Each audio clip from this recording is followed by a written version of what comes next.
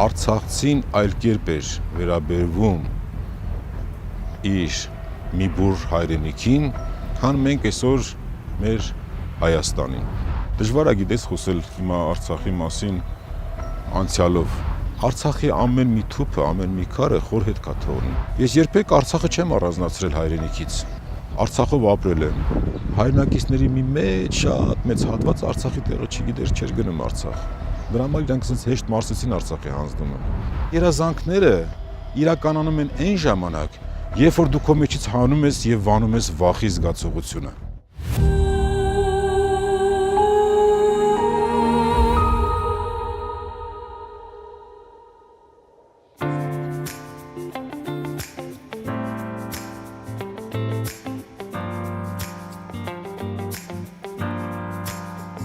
Արցախն իմ թուլությունն է։ Ինչ է թաքնված ձեր այս խոսքերի տակ, պարոն Հարությունյան։ Եթե մեկին շատ է սիրում, ուրեմն թուլություն է։ Գիտեք, 88-ին երբ սկսեց Արցախյան շարժումը, ես Արցախ ուզողներից չէի, պահանջողներից չէի։ Ես ավելի շատ անկախություն պահանջողներից էի եւ անկախության համար պայքարողներից էի։ Մենք հավաքվում էինք հրապարակում Աչթևի վրա Սպանդիարյանի արձանի մոտ եւ մենք տարբեր էինք մեր խմբավորումներով։ Ես հասկանում էի, որ պարտիա Լենին Գորբաչով կոչերով Արցախի հարցը չի լուծվելու, բայց նաեւ հասկանում էի, որ միայն անկախ Հայաստանը հնարավոր է բերի իր երազանքների իրականացմանը Միացյալ Հայաստանի եւ այդ Միացյալ Հայաստանի ճանապարհին առաջին հանգրվանը Արցախն էր, որովհետեւ Արցախում կար հայ բնակչություն, Արցախը պայքարում էր եւ մենք աջակցում էինք, բայց մենք հոգով ավելի շատ անկախականներ էինք, քան պարտիա Լենին Գորբաչով բղավողներ։ Արցախը իմ համար իմ հայրենիքն է, ինչպես ասենք Տաուշը, ինչպես Լոռին, ինչպես Գյումրին, ինչպես մնացած բոլոր մարզերը, Սյունիքը, Արցախը մեր որբ երեխան էր, որ ուզում էինք բերեինք դեպի մեզ, այսինքն մայր Հայաստանը ուզում էր, որ իր որբ երեխային վերցներ իրեն, եւ դրա համար Արցախի իմ թուլությունն է։ Իր բոլոր արժեքներով, իսկ Արցախը շատ մեծ արժեքներ ունի եւ ուներ, եւ հիմա էլ ունի, եւ նաեւ մի բան ես հասկանում էի, որ շատ դժվար է լինելու ճանապարհը, որովհետեւ Արցախը այն տարածքն է, որտեղ պահպանվել էին մելիքությունները, իսկ որտեղ որ կային մելիքությունները պահպանված, դա մեր թշնամիների համար ամենավտանգավոր հանգամանքն էր, որ պետքա ոչնչացնեին։ Տեսեք, սովետական ամբողջ ժամանակաշրջանում վրացիները Վրաստանը երբեք չէր օգտագործում ընկեր բառը, ասում էր բատոնո։ Իրանց մոտ այդ իշխանական տոհմերը պահպանվել էին եւ վրացիները Վրաստանը ինքը կարողացավ իրան պահել եւ հիմա տեսնում եք ինչ ձևով են իրանք ատամներով պահում իրենց անկախությունը եւ չեն թողնում, որ երերա այդ ծովի մեջ։ Նշեցիք, որ Արցախը ձեր թուլությունն է, ձեր գործունեության ընթացքում որպես մեդիա ոլորտի ղեկավար կամ պատասխանատու, որտեղ է ավելի խորն արտահայտվել այդ թուլությունը։ Չգիտեմ, չեմ կարող ասել, բայց գիտեք, անընդհատ ուշադրության կենտրոնում է եղել, անընդհատ չի եղել մեկ օր, որ ուշադրության կենտրոնում չլինի։ Թե երբ աշխատել եմ հանրային հեռուստատեսությունում եւ թե երբ դրանից առաջ աշխատել եմ տարբեր թերթերում, թե դրանից հետո եւ թե հիմա, այսինքն նշել թե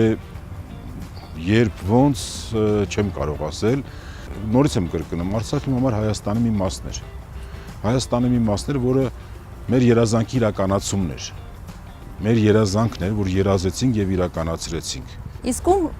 շնորհիվ եւ ինչ շրջանում ծանոթացաք Հիրավի այդ զարմանահրաշ երկրին։ Նայեք, ես դեռ փոքր երեխա էի, սովետական տարիների մասն եմ ասում, ես շատ հին մարդ եմ տարիքիս առումով։ Իմ հորեղբայրերը մենք Գերդաստանով մի տան մեջ էինք ապրում, հայրս, մայրս, հորեղբայրներս, պապս, տատս, հորքուրս, մեծ ընտանիք էր։ Հորեղբայրներս գնացել էին Արցախ, Կաբելի գործանի աշխատողներով գնացել էին, այսպես ասած, երրորդյա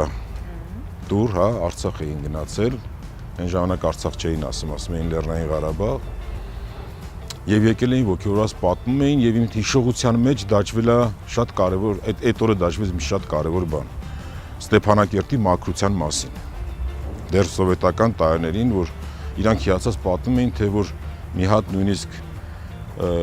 սիգարետի մնացուկ ճանապարհին կամ լուսկուչով ճանապարհներին չկար գցած եւ ինչքան մաքուր քաղաք էր Ստեփանակերտը։ Հետո երբ 90-ականներին ես առաջին անգամ գնացի Արցախ, իսկ դա արդեն Լաչինի միջանցքը բացվել էր, ես այդ նույն պատերազմական տարիներին, այդ պատերազմի ժամանակ ես այդ մաքրությունը տեսա, այդ հոգատարությունը տեսա։ Դա եւ հաճելի էր, եւ բարի նախանձ էր առաջացնում, որտեվ գիտեք, Արցախցին այլ կերպ էր վերաբերվում իր մի բուր հայրենիքին, քան մենք այսօր մեր Հայաստանին։ Մինչև վերջ էլ այդպեսին մնաց Ստեփանակերտը։ Հա, նույնիսկ ես հիշում եմ, մենք ռեպորտաժ արեցինք վերջի պատերազմի 44-օրյա պատերազմի ժամանակ, երբ որ ռումբեր էին պայթում, հաջորդ օրն առավոտյան արդեն փողոցները ավլում էին, փողոցները մաքրում էին։ Այս մաքրությունը շատ գիտեք, շատ բան է ասում։ Սա այն էլիտան է, այն ոնց ասեմ, հենց այդ ազնվականությունն է։ Կապ չունի, բայց երբ որ դու մաքրում ես, երբ որ դու սիրտը դողում է, չես կարող, ասենք, դա անտեսել ու չես կարող այդ մասին չհիշել։ 90-ականներին եմ եղել Արցախում, մինչև Մարտունի գնացինք Ճարտար, լավ առաքելությամբ էինք, ճիշտն ասած, արտասահմանից, Բեյրութից եւ Սիրիայից հյուրեր ունեինք եւ գնացինք եւ տեսանք այդ ամեն ինչը։ Ասում են նաև, որ Արցախում այդ կոլեկտիվիզմը գաղափարը կար, ոչ թե ինդիվիդուալիզմ, այլ կոլեկտիվիզմ։ Դե կար, դրա համար էլ մենք հաջողեցինք։ Դժվար է գիտես խոսել հիմա Արցախի մասին անցյալով, բայց ուզես չուզես մենք հայտնվեցինք մի այնպիսի վիճակում, որ չգիտեմ։ Իսկ բացի դրանից կա որևէ հիշողություն կամ պատմություն, որը խորը հետք է թողել ձեզ վրա։ Իմ զոհված ընկերների թաղումները, որ հիմա Եռաբլուրում հանգստանում են, իմ վրա շատ մեծ խորը հետք է թողել երրորդ պատերազմի արդեն իմ ուսանողների կամ իմ աշակերտների կամ իմ դաստիարակած երեխաների զոհվելը։ Ես երրորդ պատերազմի ժամանակ դուռը աշխատանքի վայրում դուռը փակում էի եւ նստում լացում էի, որովհետեւ ամեն օր ես կորուստ ունեի, եւ ես հասկանում էի, որ դրանք դավաճանված են, բայց ես չէի կարող խոսեի, որովհետեւ արգելված էր։ Միգուցե շատ քչերից մեկն էի, որ հասկանում էի ինչ է կատարվում, բայց ատամներս սեղմելով չէի խոսում, որովհետեւ դեռ հույս կար, որովհետեւ բանակը ինչքան էլ որ դավաճանված էր, բանակը կռվեց եւ 44 օր տևեց այդ պատերազմը, տևեց բանակի հաշվին, դավաճանված բանակի հաշվին, տղաների հաշվին։ Արցախի ամեն մի թուփը, ամեն մի քարը խոր հետ կա թողնում, գիտես, երբ որ գնում ես այդ ամեն ինչը տեսնում ես, շոշափում ես, զգում ես պատմությունը, ամբողջը մի ինքը չի կարող հետ չթողնել։ Հիմա երազումս մեկ-մեկ Արցախում եմ լինում։ Երեք մտածում էի, որ ինչ լավ եղավ, որ ես կարողացա երեխաներիս տանեմ Արցախ։ Տարա եւ գիտեք, Արմենը Սարգսյան, ազգային ժողովի պատգամավոր, 3-4 օր մենք այնպիսի հրաշալի տուր կազմակերպեց երեխաների համար։ Այն բոլոր տեղերում, որտեղ որ կռվել էին, որտեղ որ ամեն ինչ, այսինքն պատմական վայրերով, մնացած բաներով, այսինքն ինքը շատ լավ բացատրեց ու գոնե ուրախ եմ, որ իմ երեխաները Արցախը տեսան, Արցախը զգացին եւ հիմա Արցախով նաեւ իրանք էլ հիշում են ու ապրում են։ Մենք պարտավոր ենք մեր սերունդներին հիշեցնել, որովհետեւ տեսնում եք այսօր պատմությունը վերախմբավորվում է, վերախմբագրվում է, կեղծվում է, դպրոցական դասագրքերի մասն է խոսքը։ Բայց տեսածդ չես կարող, տեսածդ, ապրածդ, զգացածդ ոչ մի դասագիրք չի կարող վերախմբագրի, դա քոնն է, քո տեսածն է։ Ավելի դժվար են չէ տանում Արցախի կորուստը, երբ տեսել են այդ ամենը։ Բնականաբար, սկզբից մտածում էին, որ ինչ որ ասենք մեզ հրամցնում էին, զենք չունեինք, պատրաստ չէինք, էս չէինք, այն չէինք, բայց հետո փուլ մեկ էլ համոզում են, որ չէ, սա դավաճանություն էր։ Դրա վերջի ակորդը եղավ հռչակագրի օրը, երբ որ մարդը պարզ ասեց, որ հա, ինքը էս պատերազմը կազմակերպել է, ինքը Արցախը հանձնել է, որ տարածաշրջանում ինչ որ ուժեր չլինեն, որ ինքը անկախ լինի, իբր թե անկախ լինի, բայց բոլորս էլ հասկանում ենք, թե այդ անկախությունը ում ենթակայության տակ հայտնվեց կամ ում ենթակայության տակ հայտնվելու համար արվեց։ Դեռ 18 թվականին, երբ որ ինքը եկավ իշխանության, երբ որ այդ հայտարարությունը եղավ երրորդ նախագահի հրաժարականի, ես այդ ժամանակ աշխատում էի հանրային հեռուստատեսությունում, ես ընդհանրապես նյուզրումում ասացի, որ շատ մի ոգևորվեք, սա Արցախի այս ամեն ինչ որ կատարում է Արցախը հանձնելու համար է։ Կան դեռ լրագրողներ, որոնք աշխատում են, կարող են վկայել, որ ես դա ասել եմ։ Այդ օրը ինձ sense բոլորը թարս նայեցին, այսպես ասած, հետո անստորագիր նամակներ գրեցին, որոշ մարդիկ գիտեմ ովքեր, բայց եղավ այն ինչ որ ասում էի։ Ամեն անկախության օր ես ասում եմ Աստված ջան, մեզ մի 30 տարի էլ տուր այս անկախությունը, որ ինքը դառնա միսուարում։ Մեր անկախությունը միսուարուն չդարձավ 30 տարվա ընթացքում։ Նոր պետք է դառնար եւ տեսեք տրորական ձիու պես հայտնվեցին այս մարդիկ ու կործանեցին ամեն ինչ։ Կործանեցին ոչ միայն Արցախը, կործանում են նաեւ այսօր եղած Հայաստանը։ Արդեն բայց շատ բաներ իրենց կամքից անկախ է լինելու։ Իրանք իրանց արածն արել են եւ իրանք ընդհանրապես փորձելու են համոզել, որ սա պայքար է ինքնիշխանության, չգիտեմ ինչի համար, արդարացում ընդհանրապես։ Իսկ ո՞րն է ձեր ներքին զենքը, երբ զգում եք կամ տեսնում եք, որ ոչ ոք չի ուզում լսել Արցախի մասին։ Ես չունեմ ոչ ներքին զենք, ոչ արտաքին զենք, ես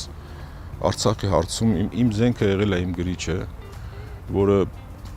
հիմա լռում թանակը, այսպես ասեմ, վերջացել է, չի գրվում։ Ինչի մասին գրես։ Եվ ունեմ մի հնարավորություն, դա կոլեկտիվն է, որը ես ղեկավարում եմ, եւ փորձում ենք դրանով մենք միշտ վառ պահենք եւ միշտ հիշեցնենք Արցախի մասին, ընդհանրապես պետք է անդադ խոսել Արցախի մասին։ Եվ Արցախի մասին անընդհատ խոսելով, բարձրաձայնելով, ինչ կարող ենք փոխել։ Վերքի վրա պլաստիկ դնելով վերքը չի բուժվում, վերքը փակվում է։ Մենք պարտավոր ենք լուսաբանել։ Դա մեր, այսպես ասած, մասնագիտությունն է, ժողովրդական լեզվով ասած մեր փեշակն է։ Մենք պարտավոր ենք լուսաբանել։ Մեկը մի քիչ շատ է լուսաբանում, մեկը մի քիչ քիչ է լուսաբանում, մենք պարտավոր ենք նորմալ լուսաբանել։ Մենք, որովհետև մենք մեր ուղնուցուցով ազգային մտածողության կրողներ ենք։ Թե բայց ինչ կփոխվի, ինչա փոխվում։ Ես վստահ չեմ, որ ինչ-որ բան փոխվում է, որովհետև ընդհանրապես այսօր դու ինչ լուսաբանում ես, ոչինչ չի փոխվում, որովհետև Հայաստանում 4-րդ իշխանություն կոչված այլևս այն 4-րդ իշխանությունը չի։ Հայաստանում 4-րդ իշխանությունը արհամարված է իշխանությունների կողմից։ Միշտ նորմալ երկրներում 4-րդ իշխանությունը դա եղել է իշխանությունների բալանսավորող, կարգի բերող, հա, կարգի հրավիրող ուժ, բայց հիմա իրանք sense կոպիտ ասում թքած ունեն։ Հիմա ստի կեղծիկի ժամանակաշրջանում ենք ապրում, որտեղ կարող են վեր կենալ ու ասել, որ սրանք 5-րդ շարասյուն են, սրանք չգիտեմ էս են, սրանք ռուսից տրուկ են, սրանք չգիտեմ ամերիկացիներից տրուկ են, սրանք sense են։ Իրենք ամեն ինչի որակում են եւ այդ որակումները իրանք դարձնում են իրենց համար ուղենիշ եւ դրանով առաջնորդվում են։ Մենք պարտավոր ենք բարձրաձայնել դա գոնե վաղվա օրվա համար։ Այն ինչ որ կատարվել է առաջին հանրապետության ժամանակ, երբ որ գաղթականներն եկել են Էջմիածինում, նույն վիճակն է եղել, ինչ որ հիմա արցախցիներն եկան Հայաստան։ Նույն վիճակն է եղել։ Չեն դուր չեն բացել դեմ իրանց առաջ, տների գները բարձրացրել են, վարձի գները բարձրացրել են, գաղթականներին չեն ուզեցել մարդատեղ դնեն, գաղթականները մնացել են փողոցում։ Էսա մեր ազգը դարձել, սա է եղել եւ հասկանում եք, շատ ինքը պատմությունը կրկնվելու սովորություն ունի եւ նաեւ պատմությունը պատժելու սովորություն ունի։ մենք դասեր եթե չենք քաղում, մենք ստանում ենք ավելի վատը, ավելի վատ տարբերակը, քան մենք ունեցել ենք։ Իսկ արդյոք Արցախը փոխեց ձեր պատկերացումները հայրենիքի մասին։ Հայրենիքը կիսատ պռատ չի լինում։ Հայրենիքը կամ կա, կամ չկա։ Հիմա մեր հայրենիքը անդամահատված է։ Հիմա չեմ վարանի ասել, որ անդամահատված մարդն էլ է ապրում, բայց ապրում է, չգիտեմ։ Ես չեմ կարող ասել Արցախը փոխեց իմ պատկերացումը հայրենիքի մասին, որովհետև ես երբեք Արցախը չեմ առանձնացրել հայրենիքից։ Արցախով ապրել եմ, Արցախի համար ամեն ինչ արել եմ, ինչ որ հնարավոր էր։ Եվ հիմա էլի Արցախով ապրում եմ, Արցախը կարոտում եմ։ Վերջերս մեր հյուրերից մեկը այսպիսի միտք արտահայտեց, որ Արցախում ավելի շատ Հայաստան կար, քան այստեղ։ Նայեք, Արցախում ոչ միայն ավելի շատ Հայաստան կար, միշտ այդպես է։ Ցանկացած մարզ գնա, ավելի շատ Հայաստան կա, քան թե Երևանում։ Որտեղ Երևանը ինքը մի քիչ այլասերված քաղաք է, իր տեսակով, հա։ Բայց հա, Արցախը ինչ էր տենց, որտեղ Արցախը ամենամեծ մարզն էր Հայաստանի, ամենամեծ մարզն էր եւ հավաքական կերպար էր։ Մենք ընկերներով ասում էինք այն ժամանակ, ասում էինք գնանք մի 3 օր Արցախ, մեր համար գերադասել էր գնալ Արցախ, որտեղ Արցախը մեր համար նաեւ Եվրոպայի պես մի բան էր։ Արցախում գնում էինք օդ էինք շնչում, պարզ օդ չէ։ Մեր շնչառություններ բացվում, մեր շնչառական ուղիներ մաքրվում էր։ Գիտեք, իմ համար նույն բանն էր, գնամ Հունաստան, հանգստանամ, թե գնամ Արցախ։ Ոչ մի տարբերություն չկար։ Ավելի լավ էի ինձ զգում Արցախում։ Հավատացեք, որ ինքը շատ ավելի իմ համար Եվրոպա էր, քան թե եվրոպական որևէ երկիր։ Եվ Արցախը ուներ այդ հնարավորություն, իր հանգստությամբ, իր մաքրությամբ, իր քաղցրությամբ, իր բնական ռեսուրսներով, ամեն ինչով։ Դե Արցախի ջրի մասին չասեմ, հա, աշխարհում առաջինն է, գիտեք։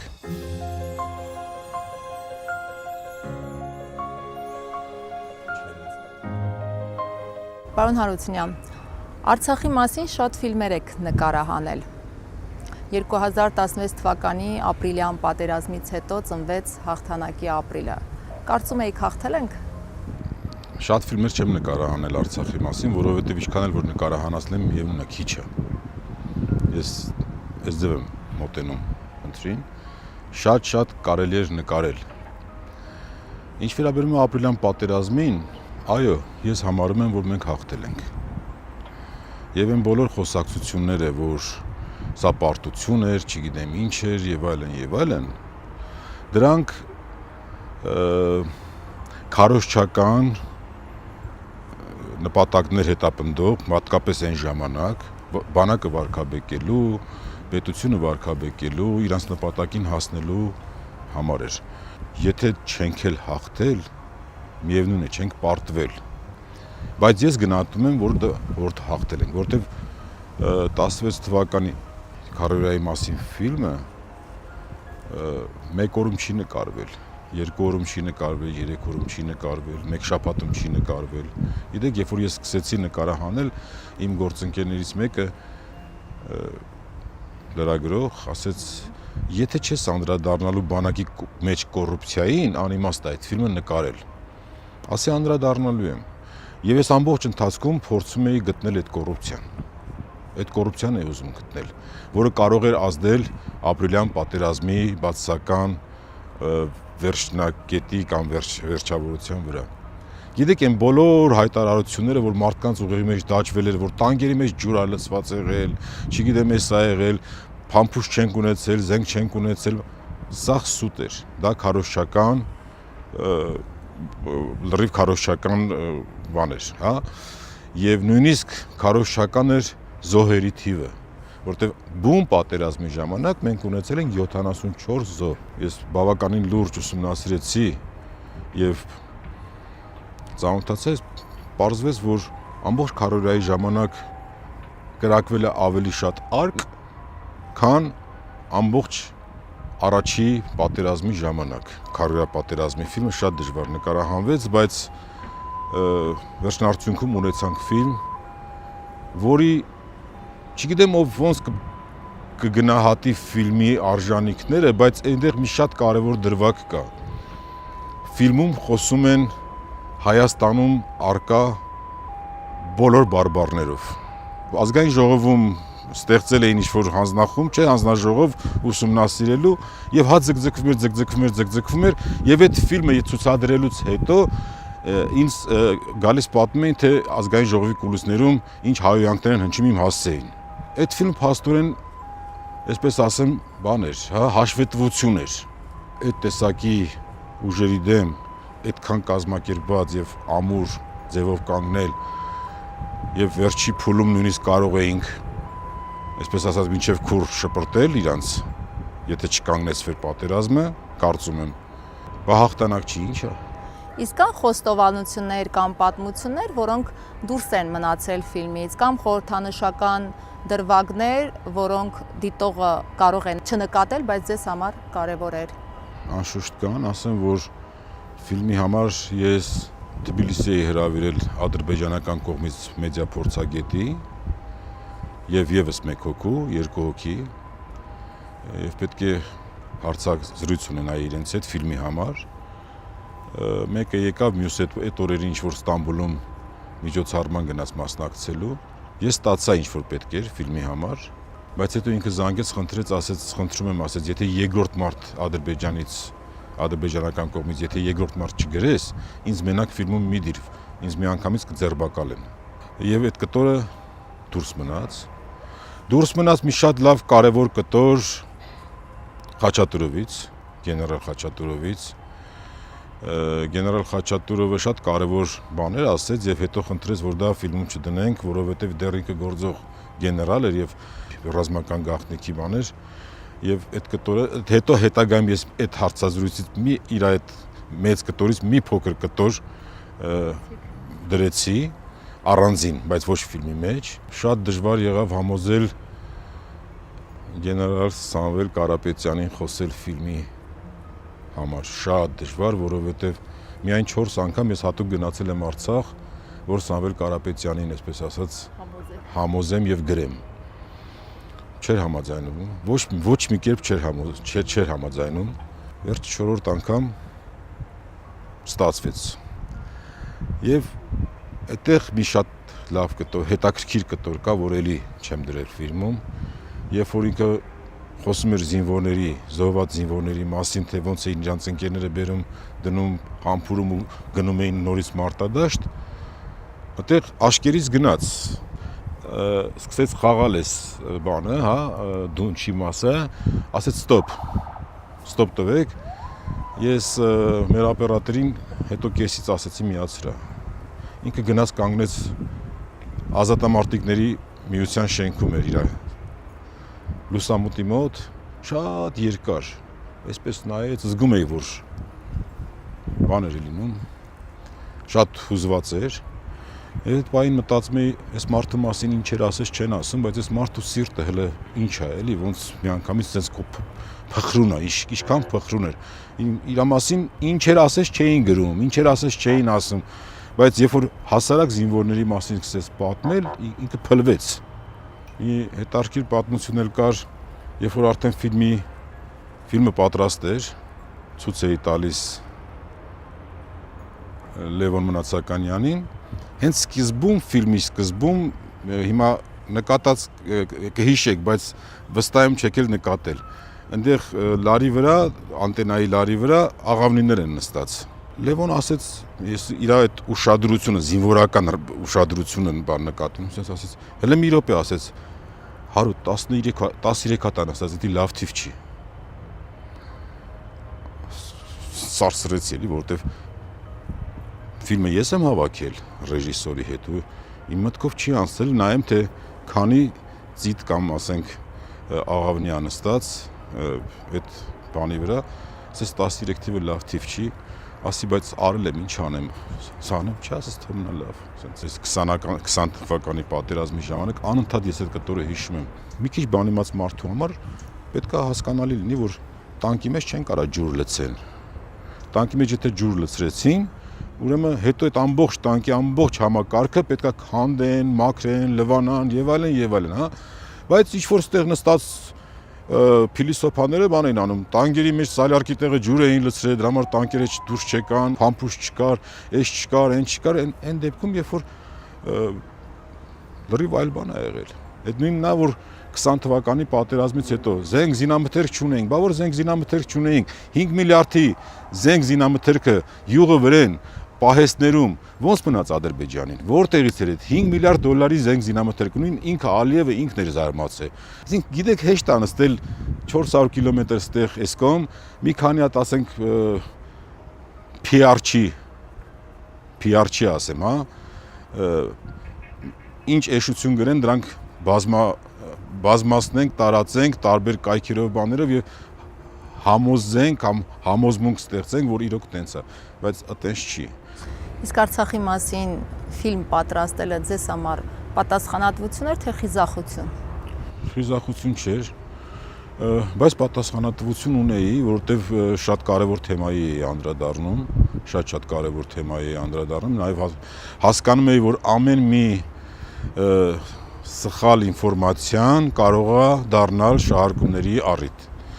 Եվ եթե նկատել եք, որևէ շահարկում այդ ֆիլմի հետ չեղավ, բացի որ ներկայիս իշխանության որոշ այրեր շատ ջղայնացան, մանտրաշ ընկան եւ այսպես ասած կուլիսներում անիծում էին ինձ։ Արցախի հետ կապված ինչ արժեքներ եք ուզում թողնել սերունդներին որպես հիշողություն։ Տեսեք, շատ դժվար հարց եք տալիս։ Համացանցը նախ սատանայական բան ունի, ինքը շատ բացասական դերակատարություն ունի, բայց նաև դրական բաներ կա։ Մենք պետք է կարողանանք ամեն ինչի միջից օգտվենք դրականից։ Եվ համացանցում գոնե մանավանդ այս մեր նորորյա պատմական դասագրքերում, որտեղ ամեն ինչ վերախմբագրվում է ըստ իրենց քիմքի, մոռացության մատնել ամեն ինչը եւ այլն, գոնե համացանցում առկա են շատ պատմություններ Արցախի հետ կապված, որոնք պետքա ուսումնասիրեն երեխաները։ Ես օրինակ իմ բանով ասեմ, ես իմ երեխաներին շատ առանձնապես շատ բան չեմ կարող թողնել։ Աղջիկաս մի հատ կարպետ եմ գնել, իր ավարտելու բանով Արցախյան կարպետ ինքը ուզեց, եւ այդ կարպետ ամեն անգամ որ մտնում եմ, մի ժամանակ գետնին էր գցած, հիմա գետնին չեն գցում արդեն, պահում են, դա Արցախյան զարդանախշերով եւ իր անուն ազգանունը գրած,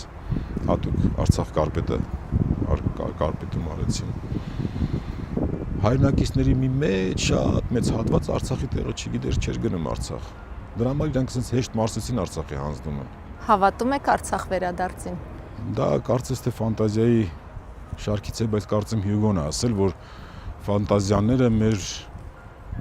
մեր բնույթին համարժեք են եւ մեր երազանքները ըստ մեր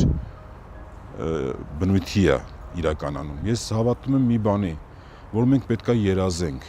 մենք պետքա ունենանք երազանք։ Գիտեք, հիշողությունը Աստծո կողմից մարդուն տված պարգև է։ Հիմա իրանք հիշողությունն են ուզում ջնջեն, իրանք ռետինն են, հա, իրանք ռետինի դեր են կատարում։ Հիշողությունը մարդկությանը տված պարգև է Աստծո կողմից եւ հիշողություն ունեցող մարդը ունենում է նաեւ երազանք։ Մենք պետքա երազենք։ Մենք երազում էինք Արցախի համար եւ ունեցանք, բայց երազանքները իրականանում են այն ժամանակ, երբ որ դու քո մեջից հանում ես եւ վանում ես վախի զգացողությունը։ Քանի վախի զգացողությունը մեջդ կա, ոչ մի երազանք իրականություն չի դառնա։ Մենք պետքա երազենք եւ մենք պետքա չվախենանք մեր երազանքների համար։ Ես չեմ ուզում խափեմ, ես չեմ հավատում այն սին խոսքերին, որ ասում են հաջորդ տարի Շուշիում, հաջորդ տարի, ախր ասելով չի։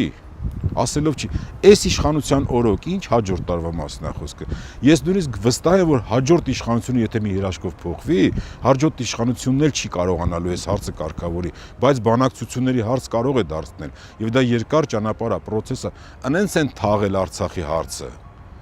Անենց են թաղել, որ ասենց հեշտ ու հանգիստ չի էլի, հա,